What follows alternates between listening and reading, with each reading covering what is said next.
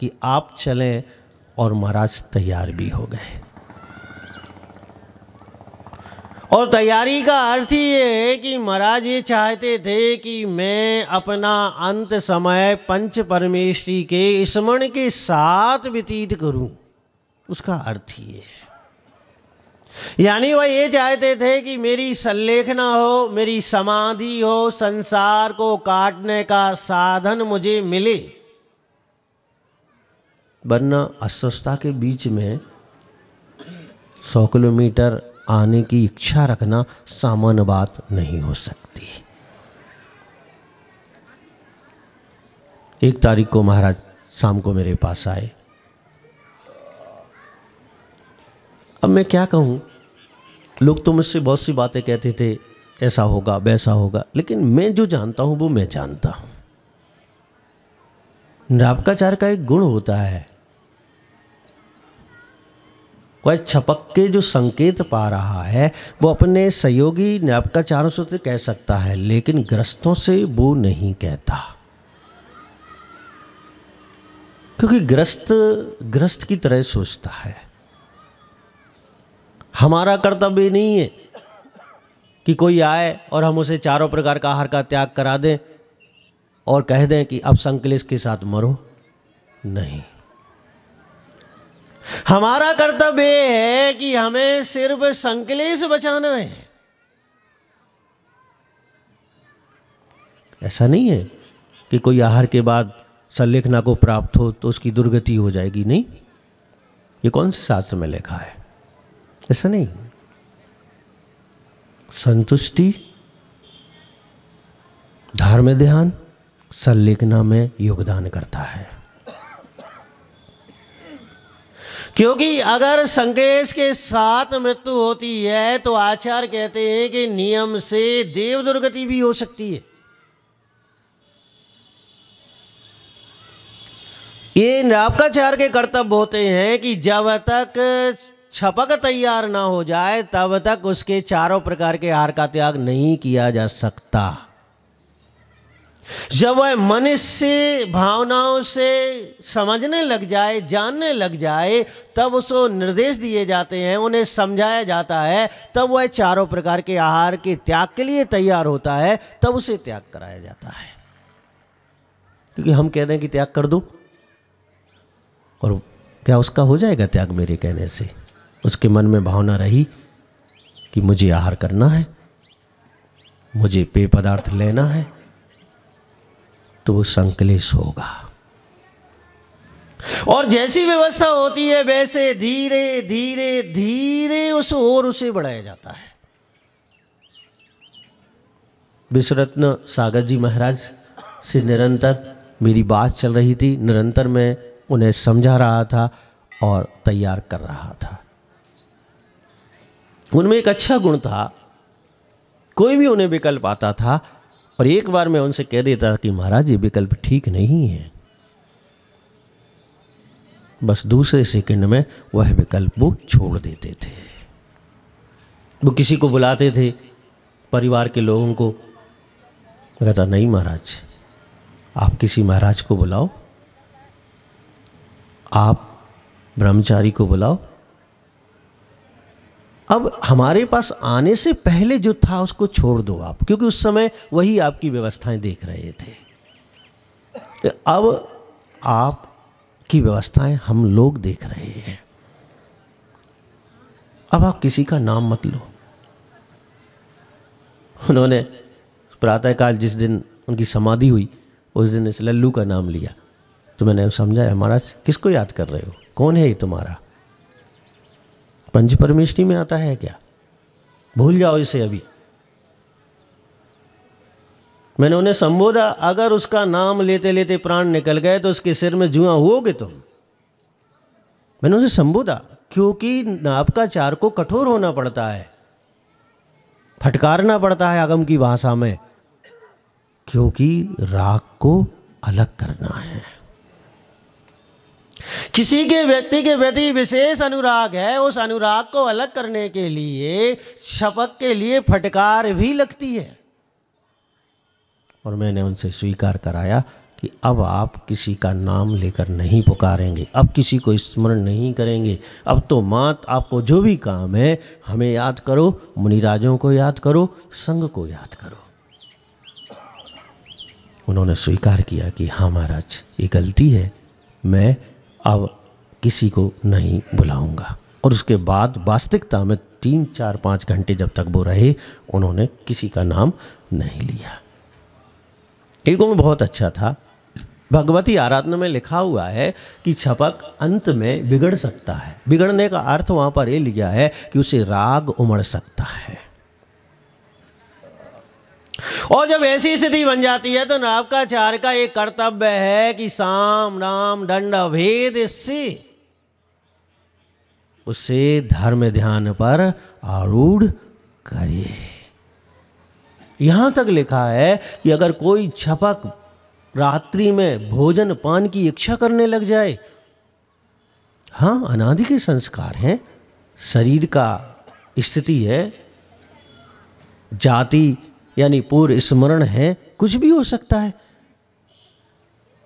तो नावकाचार्य के लिए लिखा है कि पहले संबोधे, ना माने तो भोजन पान उसके सामने उपस्थित करे, लेकिन उसे खाने ना दे, उसे विरक्ति दिलाए, दिखाकर, बताकर, समझाकर उसे विरक्ति दिलाए। और जैसे जैसे उसमें विरक्ति बढ़ती जाएगी वैसे वैसे वह अपने आत्मोत्थान की ओर गमन करता हुआ चला जाएगा। विश्वरत्न सागर जी महाराज, एक बहुत अच्छी बात थी उनके साथ कि उनके शरीर में कोई पीड़ा नहीं थी। मामूली सी कमजोरी, क्योंकि 4-5 दिन पहले से ठीक से उनका आहार आदि नहीं हो पा रहा था, तो शरीर तो अन्न से चलता है, यह तो अन्न का कीड़ा है, स्वाभाविक कमजोरी तो आती है। लेकिन चीखना, चिल्लाना, कष्ट, पीड़ा की बार बार व्यक्तिकरण करना, इस सब चीज़ों का उनके पास अभाव था। और उन्हें एक बार कोई बात समझाती थी और तुरंत 1 मिनट में कहते ठीक है। मैंने उस दिन 6:15 बजे करीब में उनके पास सुबह पहुंचा। उन्होंने सीपाल भैया से कहा कि महाराज को बुलाओ। मैं गया, मैंने पूछा क्या बात है महाराज? बोले तकलीफ हो रही है थोड़ी सी। मैंने पूछा क्या तकलीफ हो रही है? उन्होंने बताया।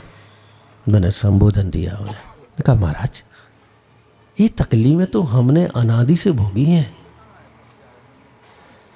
और इन्हीं तकलीफों को समाप्त करने के लिए तो आप मुनि बने। काहे के लिए मुनि बने आप? बोले हाँ।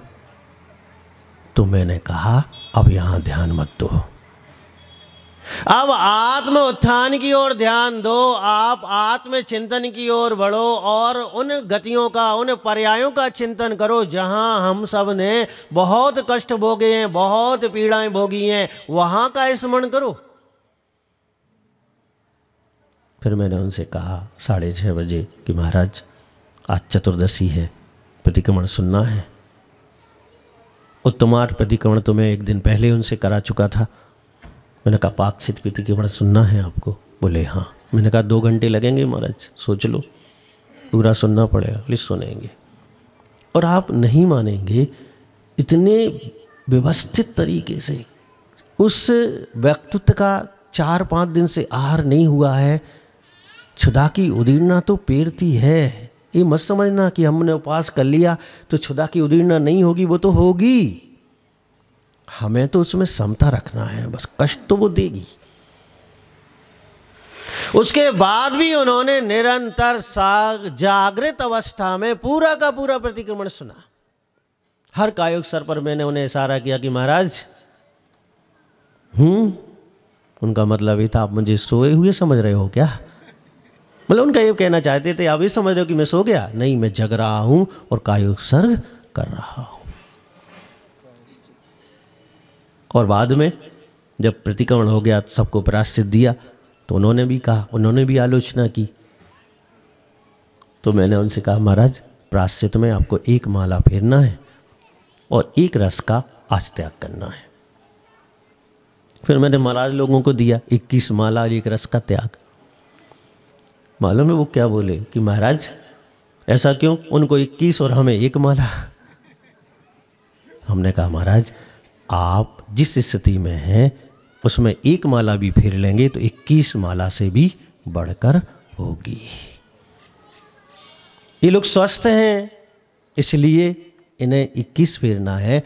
आप अस्वस्थ हैं, आपके शरीर की स्थिति कमज़ोर है, आप 21 माला नहीं फेर सकते, इसलिए आपको एक माला फेरनी है। तो बोले ठीक है। कहने का मतलब ये है कि निरंतर धर्म ध्यान चलता रहा, निरंतर उनको हम लोग संबोधते रहे, निरंतर उनकी प्रतिक्रिया करते रहे और निरंतर करते करते और एक समय ऐसा आया कि उन्होंने अपनी देह छोड़ दी। देखो सबको छोड़ना है। अब कोई कहता है ऐसा करते तो ऐसा हो जाता। अरे क्या हो जाता भाई, क्या हो जाता? अगर 4 घंटे ज़्यादा तुम किसी को जीवित कर लेते तो हो क्या जाता? 4 दिन और जी जाते तो हो क्या जाता?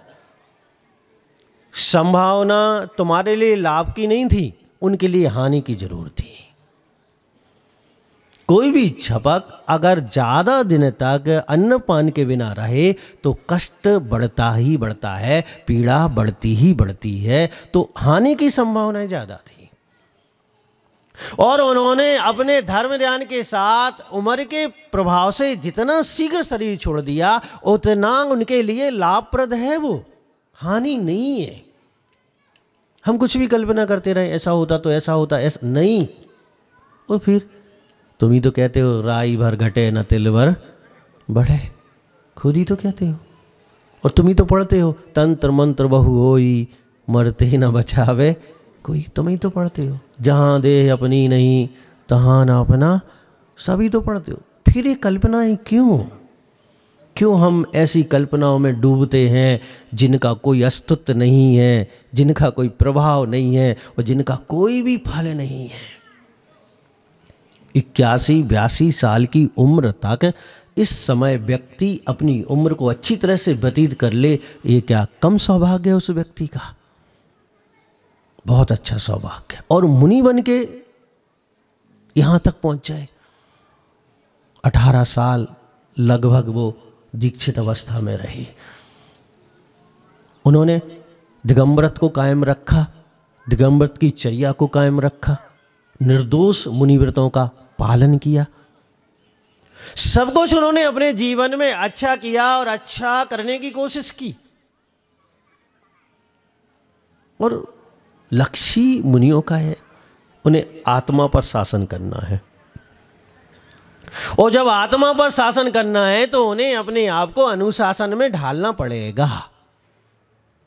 और जब मुनि अनुशासन में ढलता है यानी अपने नियम संयम के प्रति दृढ़ रहता है, तब जाके उसकी आत्मा स्वयं पर शासन कर पाती है, यानी इंद्रियों के विषयों से, संसार शरीर भोगों से मुक्त हो पाती है।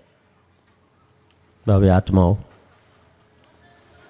इस सिमड़ोदय तीर्थ है जहाँ पर अभी अभी हमने 1 महीने के मध्य में 81-82 साल के उम्र के मुनिराजों की संलेखना समाधि संपन्न कराई। ये वैसे कोई इसको क्षेत्र बनाने का उद्देश्य नहीं है। यहाँ तो ऐसा क्षेत्र बनाने का है कि जो मुनिराज वृद्ध हो रहे हैं और उन्हें ऐसा लग रहा है कि हमें एकांत और स्थायी आवास की ज़रूरत है, तो वो यहाँ आकर अपना समय व्यतीत कर सकते हैं और अपने जन्म को सार्थक बनाने के लिए मृत्यु महोत्सव यानी संलेखना तक पहुँच सकते हैं। भगवान शांतिनाथ की बहुत छत्र छाया है, अतिशयकारी प्रभाव है उनका। जो भी यहाँ आता है एक बार उन पर दृष्टि डाल लेता है, वह अपने आप को धन्य समझ लेता है। मैं लौकिक उपलब्धि की बात नहीं कर रहा हूँ। कोई कहता है कि भगवान को देखने पर लौकिक उपलब्धि होती, मैं नहीं मानता। किसी भी वीतरागी भगवान को देखने पर, अतिशयकारी जिन बिंब को देखने पर अध्यात्म उपलब्धि होती है। और अध्यात्म उपलब्धि को हर व्यक्ति नहीं पकड़ पाता।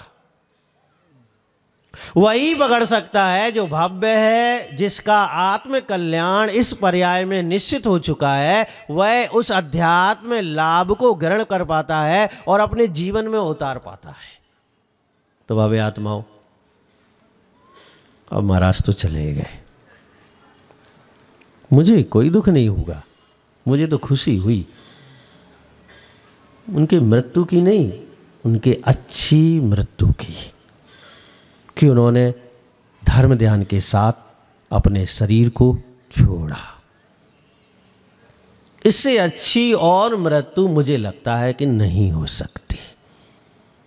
किसी भी मुनिराज का मरण इससे अच्छा नहीं हो सकता। कोई मुनिराज, हमने तो बहुत संलेखनाएं देखी हैं, 2 घंटे पहले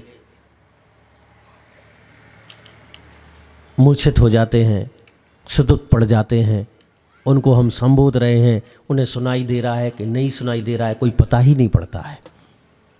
लेकिन विश्वरत्न सागर जी महाराज के साथ ऐसी स्थिति नहीं थी।